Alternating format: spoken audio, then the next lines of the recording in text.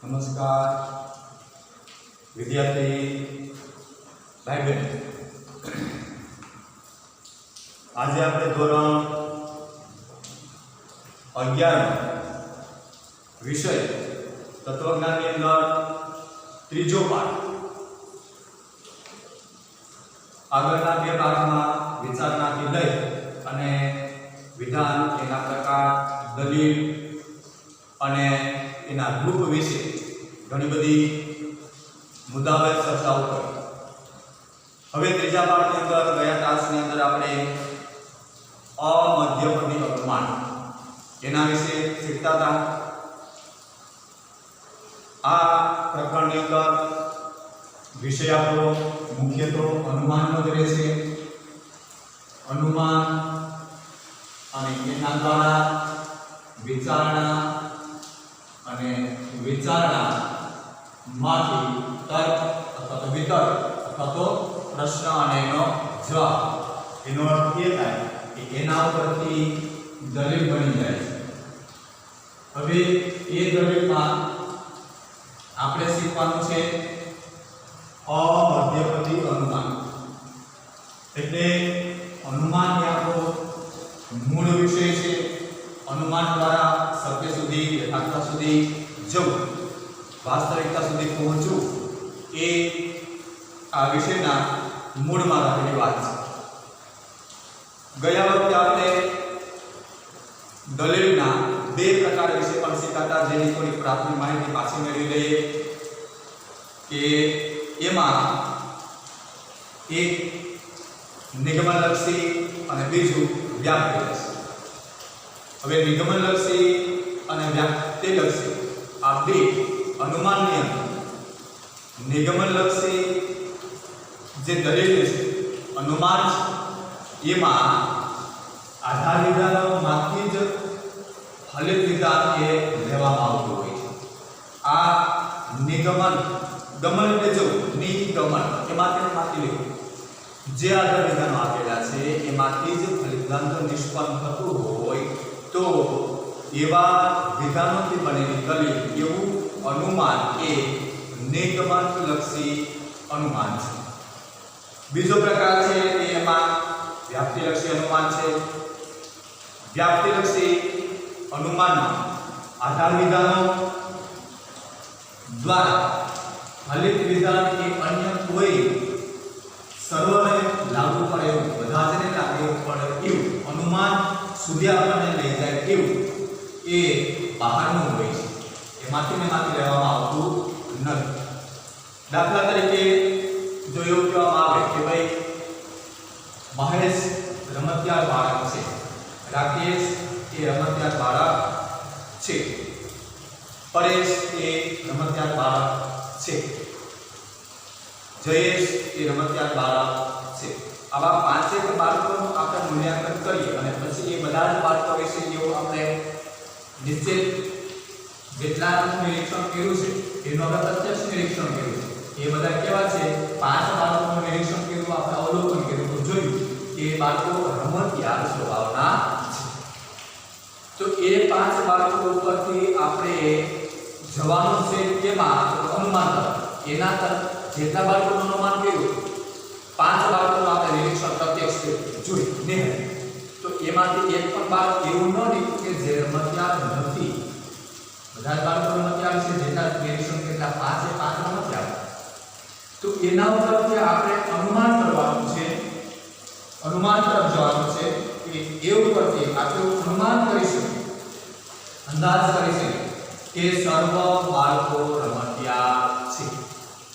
આ વ્યાપ્તિલક્ષી અનુમાન છે।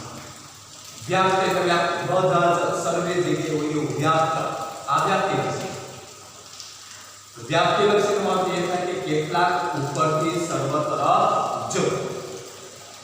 હવે એમાં આપણા ક્લાસની અંદર અમધ્યપદી અનુમાન એટલે કે મધ્યપદને સ્પર્શ કરતો આપણો મુદ્દો છે। ગયા ક્લાસની અંદર આ નામ આપણે ક્લિયર કર્યા હતા। એ ફરી ઉપર પાછા આપણે યાદ રાખીએ કે આખા પાઠ આ બે अनुमान છે એની પર આવશે અને તેમાંથી અમધ્યપદી अनुमान એ આપણો મૂળ વિષય। નિગમન લક્ષી અનુમાન, નિગમન લક્ષી અનુમાન અને બીજું વ્યાપ્તિ લક્ષી અનુમાન. આ બે અનુમાનના પ્રકાર છે. એમાં અમધ્યપદી અને મધ્યપદી. વ્યાપ્તિલક્ષી ના પ્રકારમાં આપણે ધોરણ 11 માં કઈ અભ્યાસક્રમ થવાનો થતો નથી. નિગમનલક્ષી જે અનુમાન છે એમાં મધ્યપદી અને અમધ્યપદી. નિગમનલક્ષી અનુમાન છે એમાં મધ્યપદી અને અમધ્યપદી. ગયા વખતે આપણે જોયું એ વિશે. હવે એ અમધ્યપદી અનુમાનમાં વિરોધાશ્રિત અનુમાન અને સામ્યાન્વય. અમધ્યપદી અનુમાનમાં આપણે શીખવાનો મુદ્દો છે નિગમનલક્ષી દલીલ. એટલે નિગમનલક્ષી અનુમાન છે એમાં અનુમાન આપણો અમધ્યપદી અનુમાનનો મૂળ મુદ્દો છે. એનો પેટા પ્રકાર છે અમધ્યપદી. કે આના પાસે બે મધ્યપદી અનુમાન અને અમધ્યપદી અનુમાન. એટલે એ નિગમનલક્ષી અનુમાન એમાં મધ્યપદી અનુમાન અને અમધ્યપદી અનુમાન. આમાં કેટલા પ્રકાર છે? બે. મધ્યપદી અનુમાન અને બીજો કયો પ્રકાર છે? અમધ્યપદી અનુમાન. મધ્ય પદ એટલે વચ્ચેનું પદ. મધ્ય એટલે વચ્ચેનું પદ.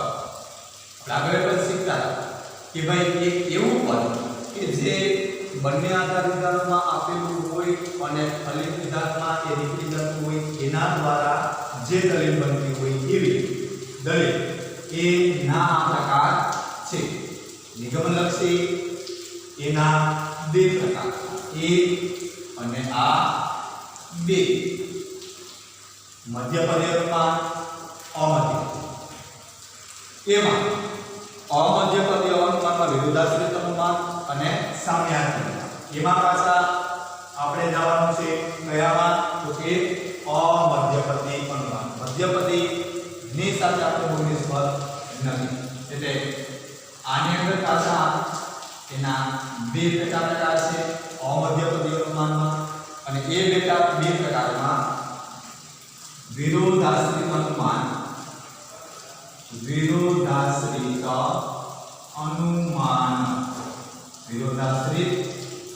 અનુમાન અને બીજો પ્રકાર છે એમાં સામ્યાર્થી અનુમાન.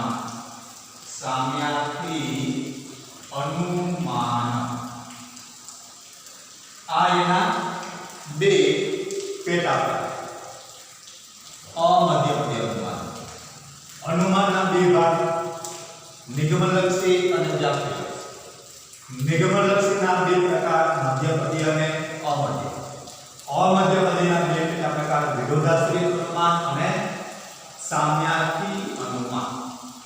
આ બધા જ નામ એ અનુમાનના પેટા પ્રકારની અંદર આવે છે. એટલે આપણે જવાનું છે શેમાં? તો કે અમધ્યપદી અનુમાન. અમધ્યપદી અનુમાનના એના મુખ્ય બે પ્રકાર, વિરોધાશ્રિત અનુમાન અને સામ્યાર્થી. હવે આપણે આપણો જે ક્લિયર મુદ્દો છે એના ઉપર કેવું વિરોધાશ્રિત અનુમાન પેલું છે. વિરોધાશ્રિત અનુમાન. વિરોધાશ્રિત એમાં જે બે વિધાનો વચ્ચે વિરોધ દર્શાવતા શબ્દો મૂકેલા હોય તો એ શેમાં આવશે? વિરોધાશ્રિત અનુમાનમાં. અનુમાન છે દલીલ જોવાની. દલીલ અંદર આધાર વિધાન પરિણામ જોવાના જ. આ તો ક્લિયર વાત રાખવાની આપણે. એ દલીલ, અનુમાન, આધાર વિધાન, ફલિત વિધાન. એટલે એટલા માટે વિરોધાશ્રિત અનુમાનની અંદર એક કે તેથી બે કે તેથી વધારે વિધાનો હોવાના, આધાર વિધાન અને ફલિત વિધાન. હવે એ જે વિધાનો આપેલા છે એમાં જો વિરોધાશ્રિત શબ્દો મૂકેલા, વિરોધી શબ્દો મૂકેલા આપણી પાસે, એટલે ખ્યાલ આવી જાય કે એક વિધાન આપેલું છે પેલું, એના પછીનું વિધાન છે એ વિરોધમાં આપેલું. માની લો એક વિધાન હા વાળું છે, એ વિધાન એ જોઈએ, એના પછીનું વિધાન ના વાળું. આજે ઉદાહરણ તરીકે આપણે એવું સમજીએ કે ભાઈ આજે શનિવાર છે, તો એનો વિરોધાભાસ પાછું એવું મૂકેલો કે આજે શનિવાર નથી. આ બધા વિરોધાભાસ અનુમાન થયું, આ વિરોધીના વિધાન બની જાય. એટલે એવા વિધાન જ્યાં જ્યાં આપણે વાંચન ખ્યાલ આવી વિધાન કે આ વિધાનની અંદર વિરોધાશ્રિત વિધાનો મૂકેલા છે, વિરોધાશ્રિત વિધાનો જ્યાં મૂકેલા એ વિરોધાશ્રિત અનુમાનની અંદર આવી જાય. હવે એવા જે વિરોધાશ્રિત અનુમાનો છે એની અંદર અમધ્યપદી અનુમાનમાં જો વિધાનના વિરોધની વ્યાખ્યા કેવી રીતે એ વિધાન કે વિરોધી હશે, સમાન ઉદ્દેશ્ય પદ અને સમાન વિધેય પદ હોય તેવા કોઈ પણ બે વિધાન વચ્ચેના ઈયતા ગુણ કે ઈયતાને ગુણ બંનેને લગતા તફાવતને વિરોધ કહે છે. જો વિરોધ વિધાનની અંદર વિરોધ કેવો હશે તો કે એની વ્યાખ્યા એ પ્રમાણે છે કે સમાન ઉદ્દેશ્ય પદ અને સમાન વિધેય પદ. વિરોધ એટલે કે સમાન ઉદ્દેશ્ય પદ અને સમાન વિધેય પદ. પેલું આવે વિધાનમાં એ ઉદ્દેશ્ય પદ, બીજું આવે વિધેય પદ. એ આપણે ખ્યાલ આગળ શીખી ગયા છે કે આને ઉદ્દેશ્ય પદ કહેવાય અને વિધેય પદ કહેવાય.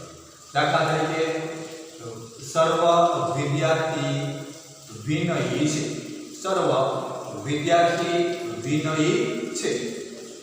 તો વિદ્યાર્થી છે એ ઉદ્દેશ્ય પદ છે, કેમ કે પહેલા સર્વ પછી તરત આવે છે વિદ્યાર્થી.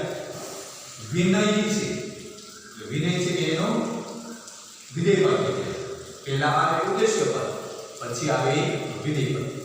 હવે સમાન ઉદ્દેશ્ય પદ અને સમાન વિધેય પદ એટલે આ બે સમાન હોવા જોઈએ, અને એ સમાન ઉદ્દેશ્ય પદ અને સમાન વિધેય પદ વાળા કોઈ પણ બે વિધાનમાં એવો વિરોધ કયો તો કે આ બે વિધાનની અંદર કાં તો ઈયતા નો તફાવત, શેનો તફાવત?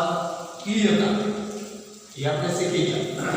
ઈયતા કે ભાઈ સર્વ નો તફાવત હોય તો શું થઈ જાય તો કે કેટલાક થઈ જાય, કેટલાક. પછી કોઈ પણ હોય તો પણ કેટલાક, એની જગ્યાએ કેટલાક હોય, કેટલાક. કેટલાક એટલે બધા જ નહીં. જો બધા જ આપેલા હોય તો કેટલાક પહેલા તો હોય બીજા વિધાનમાં, અથવા તો પહેલા વિધાનમાં કેટલાક આપેલું તો બીજા વિધાનમાં સર્વથી આવી રહ્યું. પહેલા વિધાનની અંદર કોઈ વાત એ બધા જ લાગુ પડતી હોય એટલે સર્વને લાગુ. પછી નીચે આપેલું જે વિધાન છે એની અંદર એનો એ જ વાત કેટલાકને લાગુ કરવામાં આવતી હોય. તો સમજવું કે આ વિરોધાશ્રિત અનુમાન વાળા વિધાનો છે.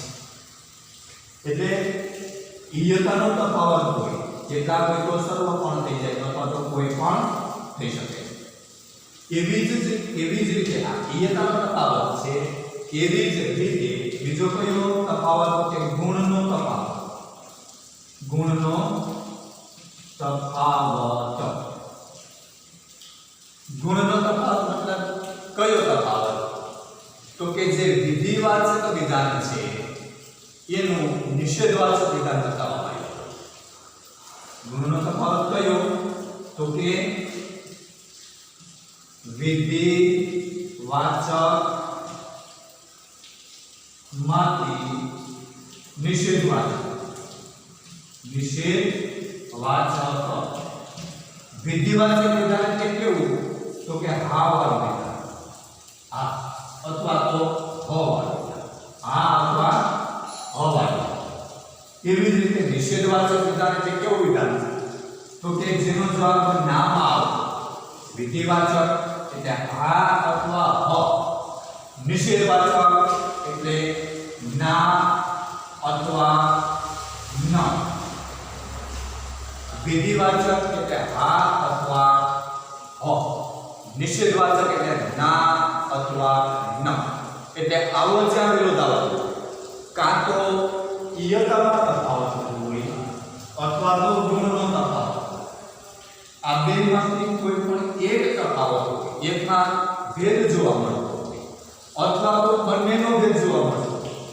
ઘણી વખત એવું થાય કે સર્વદેશી વિધાન હોય અને હા વાળું વિધાન, તો એની નીચેનું વિધાન કેટલાક એટલે કે એક દેશી હોય અને એ પાછું નથી એટલે કે ન વાળું, એટલે બે રીતે વિરોધ. ઈયતાની દ્રષ્ટિએ પણ એમાં સામ્યતા હોતી નથી અને ગુણની દ્રષ્ટિએ પણ સામ્યતા હોતી નથી. એટલે આ ચાર જે પ્રકાર છે કયા? હા, ના, હ અને ન. એ ચાર પ્રકારમાંથી કોઈ પણ એક વિરોધ આવતો હોય તો એ વિરોધ પણ વિરોધાશ્રિત વિરોધી અનુમાન કહેવાય છે. વિરોધાશ્રિત વિરોધની અંદર આ અનુમાનની વ્યાખ્યા આપણે સમજવાનું છે. કઈ? હા, ના, હ અને ન. જો એની અંદર સર્વદેશી વિધિવાચક આ કયું વિધાન? તો કે હા વાળું વિધાન છે. કયું છે? હા વાળું. સર્વદેશી વિધિવાચક સર્વને બધાને લાગુ પડે છે. માની લો કે તેનું ઉદાહરણ તરીકે સર્વ પક્ષીઓ પાંખોવાળા છે, પાંખોવાળા છે અથવા તો પાંખો ધરાવે છે. સર્વ એટલે બધા જ, ઉદ્દેશ્ય પદ, વિધેય પદ અને છે એટલે હા વાળું છે. સર્વ એટલે સર્વ અને છે એટલે એનો અર્થ એ થાય કે હા વાળું વિધાન છે. એવી રીતે કોઈ પણ નથી, આ એનો પહેલો પ્રકાર છે. બીજા કોઈ પણ નિષેધ છે, સર્વદેશી નિષેધવાચક વિધાનની અંદર એમાં શું આવશે? તો કે સર્વદેશી આ વિધિવાચકની જગ્યાએ નિષેધવાચક વિધાન એ કેવું? તો કે ના વાળું વિધાન. હવે એની અંદર શું લખેલું હશે? તો કે કોઈ પણ માણસ અમર નથી, કોઈ પણ માણસ અમર નથી. એ સર્વદેશી નિષેધવાચકમાં આમાં સર્વ છે, હા વાળું હોય, છે વાળું તો સર્વ આવશે, પણ ના વાળું હોય તો એમાં સર્વ નહીં આવે, કોઈ પણ આવશે. આ શબ્દ કાઢી જાય ઈયતા દસ કઈ આવશે? સર્વની જગ્યાએ કોઈ પણ મનુષ્ય અમર નથી, કોઈ પણ નથી, એક પણ એટલે દરેક આવે, પ્રત્યેક આવે, સર્વાય. પણ એની અંદર કોઈ પણ મનુષ્ય અમર નથી. છેલ્લે તેનો જવાબ ના આવે. જો નામાં જવાબ આવતો હોય, આ છે એટલે કે આમાં જવાબ, આ નથી એટલે કે નામાં જવાબ. એટલે આ સર્વદેશી નિષેધવાચક વિધાન થી એટલે કયું આવશે?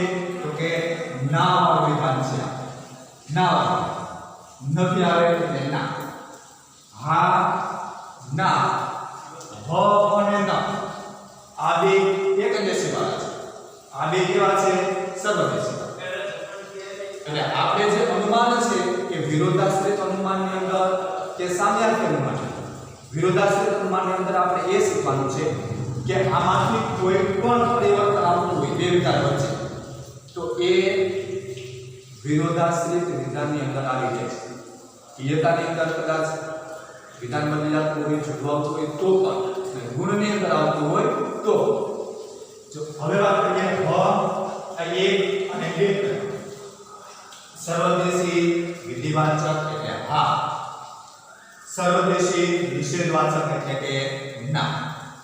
એના આપણે ઉદાહરણો છે. ઉદાહરણ પણ આપણે માન લઈએ સર્વપક્ષીઓ પાંખો વાળા છે. હા વાળો કોઈ પણ મનુષ્ય અમર નથી ના. એવી રીતે આ હા અને ના. એવી રીતે એનો ત્રીજા પ્રકારમાં જાય તો કેટલાક છે સર્વદેશી, એકદેશી, એક દેશી વિધિવાચક. વિધિવાચક આ સર્વદેશી વિધિવાચક છે. એક દેશી વિધિવાચક. એક દેશી વિધિવાચકનો અર્થ ઉદાહરણ તરીકે આપણે એવું લખી શકીએ કે ભાઈ કેટલાક નેતા પ્રામાણિક છે. પ્રામાણિક છે. કેટલાક નો અર્થ સીધે સીધો એ થાય કે બધા જ નહીં. કેટલાક એટલે અમુક, થોડા અથવા તો બધા જ છે એમાંથી કેટલાક, સર્વ નહીં. એટલે કેટલાક જે આવો તો એક દેશી થઈ જાય છે. અને આપણે એક દેશી વિધાન કરીએ છીએ કેટલાક નેતા પ્રામાણિક છે. અને આ છે વાળું વિધાન છે. અને આ કેટલાક એટલે કેટલાક છેવાળું વિધાન છે તે વિધિવાચક છે. આનો અર્થ એ થાય કે આ હ વાળું વિધાન છે. કયું છે તો કે હ વાળું વિધાન છે. કેટલાક છે કેટલાકને લાગુ પડે છે, બધાને લાગુ પડતું નથી. એટલે ઈયતાદર્શક જે શબ્દ છે કેટલાક લાગુ પડશે, સર્વ લખી શકાય નહીં. કેમ કે ઈયતાદર્શક શબ્દ માં કેટલાકને લાગુ પડતું હોય હ વાળું છે. કેટલાક છે અને છે માં જવાબ આવે એટલે આમાં જવાબ આવે એટલે હ વાળું વિધાન છે. અને ચોથો એમ પ્રકાર એક દેશી નિષેધવાચક. એક દેશી નિષેધવાચક.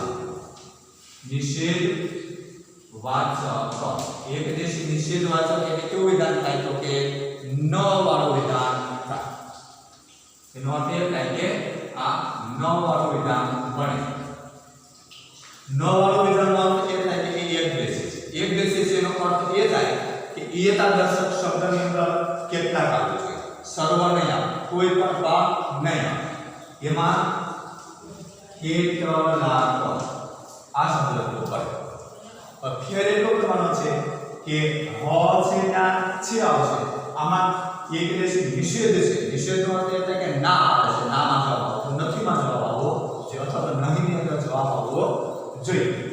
કેટલાક વિદ્યાર્થી વિવેકી નથી. વિવેકી નથી એનો અર્થ એ થાય કેટલાક નથી. કેટલાક નથી.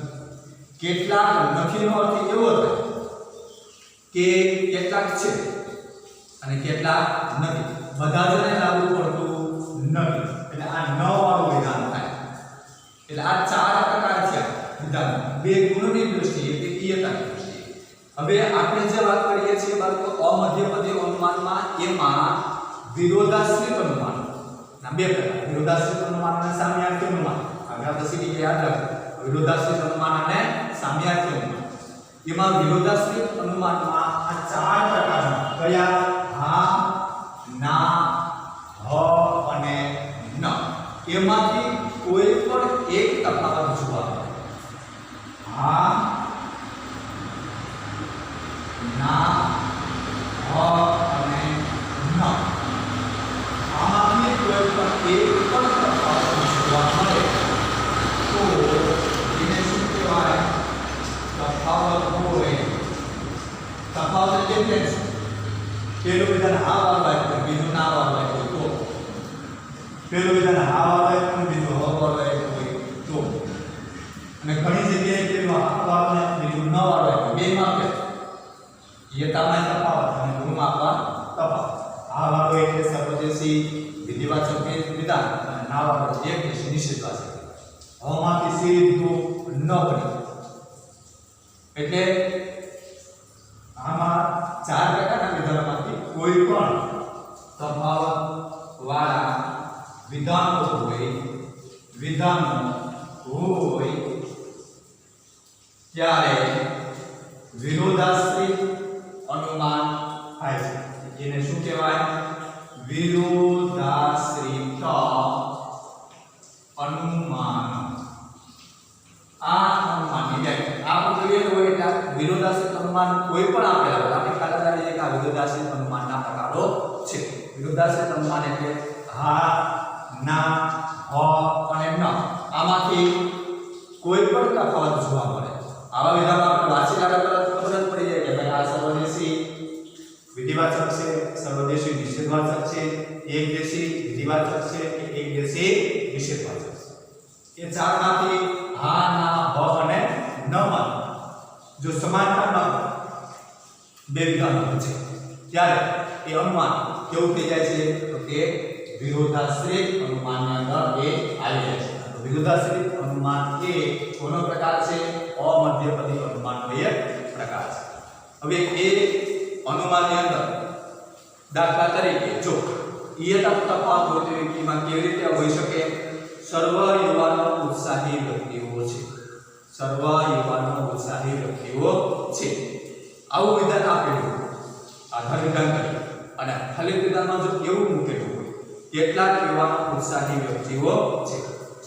પેલામાં એવું કીધું કે સર્વ યુવાનો ઉત્સાહી વ્યક્તિઓ છે આધાર વિધાન. ફલિત વિધાનમાં એવું કીધું કે સર્વ યુવાનો ઉત્સાહી વ્યક્તિઓ છે. કેટલાક અને સર્વ એટલે આ વિરોધાશ્રિત અનુમાન છે. એ પેલામાં સર્વ કેટલાક આધાર વિધાનની અંદર આપેલું છે કેટલાક યુવાનો ઉત્સાહી છે. બીજામાં સર્વ યુવાનો ઉત્સાહી